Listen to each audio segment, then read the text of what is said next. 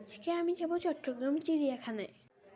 প্রথমে আমরা ঢুকে দেখি একটা ম্যাপ দেখার পরে আমরা সামনে চলে গেলাম।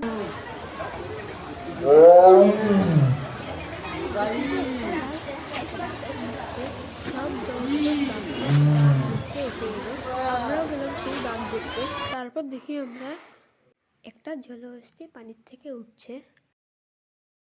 তারপর আমরা নিচে খেলার স্থানে চলে গেলাম। ওইখানে অনেক গাছপালা ছিল এবং সব মানুষ আনন্দ করছিল।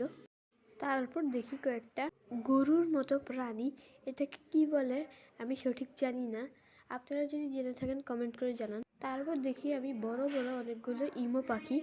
তারপর আমরা দেখি কয়েকটা হরিণ দৌড়াদৌড়ি করছে।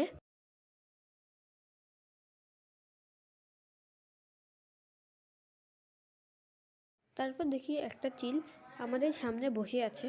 তারপর দেখি অনেক বড় বড় কয়েকটি ম্যাকাও, এখানে অনেকগুলো ম্যাকাও রয়েছে।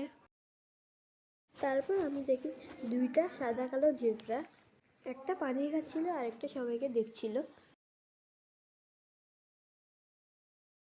তারপর আমরা দেখি অনেক মোটা মোটা এবং বড় বড় কয়েকটি সাপ, যা একটি কাচের অ্যাকুরিয়ামের মধ্যে আছে। তারপর আমি দেখি জলহস্তী উঠে গিয়েছে পানি থেকে।